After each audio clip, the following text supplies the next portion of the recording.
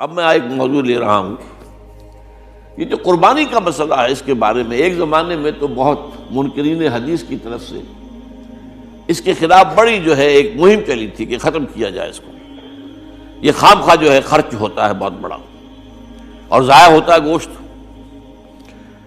اتنے بڑے پیمانے پر گوشت ہوتا ہے کھایا نہیں جاتا۔ اچھا ایک زمانے میں فریج بھی نہیں تھے، یہ بھی نہیں کہ آپ محفوظ کر دیں، گوشت ضائع بھی ہو سکتا تھا، اور بھی چیزیں جو ہے وہ گوشت کی وہ صحیح طور سے استعمال نہیں ہوتی تھی۔ تو اس کے اوپر بڑا پروپیگنڈا منکرین حدیث کا رہا کہ یہ جو ہے قربانی صرف حج کے موقع پر ہے۔ میں اس کی نفی کے لیے آج آپ کو بتا رہا ہوں کہ سورہ حج کے اندر جو دو رکوع ہیں، ایک چوتھا ایک پانچواں، چوتھے رکوع میں بھی قربانی کا ذکر ہے، پانچویں میں بھی قربانی کا ذکر ہے۔ یہ ایک دم جو ہے ایک جگہ پر جو دو طرح کی قربانیوں کا ذکر ہو رہا ہے، یہ کیوں ہو رہا ہے؟ چوتھے رکوع میں وہ مناسک حج کے ساتھ اس کا ذکر ہے، وہاں جو فرمایا گیا لِيَشْهَدُوا مَنَافِعَ لَهُمْ وَيَذْكُرُوا اسْمَ اللَّهِ عَلَىٰ مَا رَزَقَهُم مِّن بَهِيمَةِ الْأَنْعَامِ فِي أَيَّامٍ مَّعْلُومَاتٍ عَلَىٰ مَا رَزَقَهُم مِّن بَهِيمَةِ الْأَنْعَامِ فَكُلُوا مِنْهَا وَأَطْعِمُوا الْبَائِسَ الْفَقِيرَ۔ وہاں پہ قربانیاں دو، پھر اللہ کا نام لو ان جانوروں پر جو اللہ نے تمہیں عطا کیے ہیں، ان جو معین دنوں کے اندر دو، فی ایام معلومات، اور پھر اس میں سے خود بھی کھاؤ، اور جو ہے جو جیسے صدقہ کا گوشت ہوتا ہے وہ نہیں ہے، وہ قربانی کا گوشت ہے، اس میں سے آپ خود بھی کھائیں اور غرباء کو کھلائیں، غریبوں کو دیں، مساکین کو دیں۔ تو پورا حکم آ چکا ہے چوتھے رکوع کے اندر۔ پانچواں رکوع پورا کا پورا جو ہے وہ عید الاضحیٰ پر ہے میرے نزدیک۔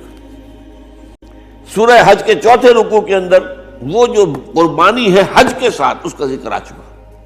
اب سنیے یہ جو آ رہا ہے، فرمایا وَلِكُلِّ أُمَّةٍ جَعَلْنَا مَنْسَكًا، ہر امت پر ہم نے ایک جو ہے قربانی کا معاملہ نازل وہ جو ہے فرض کیا ہے۔ میں نے چونکہ آج شروع میں کہا تھا کہ صوم اور حج میں کچھ مشابہتیں ہیں۔ دیکھیے صوم کا حکم بھی آیا تھا تو کس طور سے آیا تھا؟ یا ایھا الذین آمنوا کتب علیکم الصیام کما کتب علی الذین من قبلکم لعلکم تتقون، اہل ایمان تم پر روزہ رکھنا فرض کیا گیا جیسے کہ فرض کیا گیا تھا ان پر جو تم سے پہلے تھے۔ یہاں پر اسی حوالے سے بات ہو رہی ہے کہ اے مسلمانوں، یہ قربانی صرف تم پر فرض نہیں کی جا رہی، یہ تو ہر امت پر، ہر نبی ہر رسول کی امت۔ وَلِكُلِّ أُمَّةٍ جَعَلْنَا مَنْسَكًا لِيَذْكُرُوا اسْمَ اللَّهِ عَلَيْهَا، تاکہ وہ نام لیں اللہ کا، عَلَىٰ مَا رَزَقَهُم مِّن بَهِیمَةِ الْأَنْعَامِ، جو کچھ اللہ تعالیٰ نے انہیں رزق دیا ہے، یہ چوپائے جو ہیں حیوانات قسم کے، ان پر اللہ کا نام لے کر چھری پھیری جائے، اللہ کے نام سے ان کو ذبح کیا جائے۔ فَإِلَٰهُكُمْ إِلَٰهٌ وَاحِدٌ فَلَهُ أَسْلِمُوا۔ تو یہ جان لو کہ اس قربانی کی اصل روح کیا ہے؟